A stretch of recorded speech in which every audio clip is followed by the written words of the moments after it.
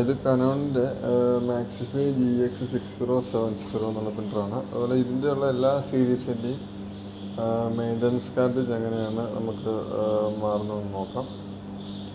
അതിനായിട്ട് അതിൻ്റെ back സൈഡിലൊരു screw അഴിയുണ്ട്. അത് നമ്മൾ ഊരിയെടുത്തിട്ട് ജസ്റ്റ് ഒന്ന് പുറകോട്ട് നമുക്ക് വലിച്ചു കഴിഞ്ഞാൽ നമുക്ക് കാണാൻ പറ്റും അതിൻ്റെ വേസ്റ്റ് ഇങ്ക് വാർഡൊക്കെ നിറയുന്ന മെയിൻ്റനൻസ് കാർട്രിഡ്ജ്. സിമ്പിളായിട്ട് മാറാവുന്നേ ഉള്ളൂ. പുതിയ മോഡലുണ്ടായിട്ട് അത് മേടിക്കുക. ഇതാണ് നമ്മൾ അതിൻ്റെ മോഡലിലെ വേസ്റ്റ് മെയിൻ്റനൻസ് കാർട്രിഡ്ജ്. ഇത് നമ്മൾ ജസ്റ്റ് അതിൻ്റെ രണ്ട് സൈഡുണ്ട്.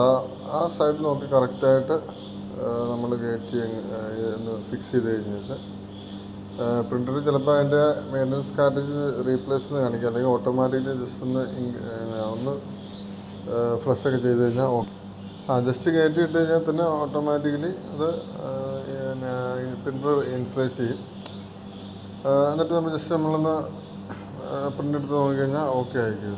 വേറെ പ്രശ്നമൊന്നും കാണില്ല. ഓട്ടോമാറ്റിക്കലി പ്രിൻ്റർ തന്നെ അത് റീസെറ്റായിട്ട് റെഡി ആയിക്കോളും. ഇത്രയേ ഉള്ളൂ. സിമ്പിളാണ് പരിപാടി. നമുക്ക് ആർക്കും മാറാവുന്നൊരു കാര്യമാണ്. എറർ മെസ്സേജ് വരുമ്പം ഇത് മാറിയാൽ മതി. ഓക്കെ.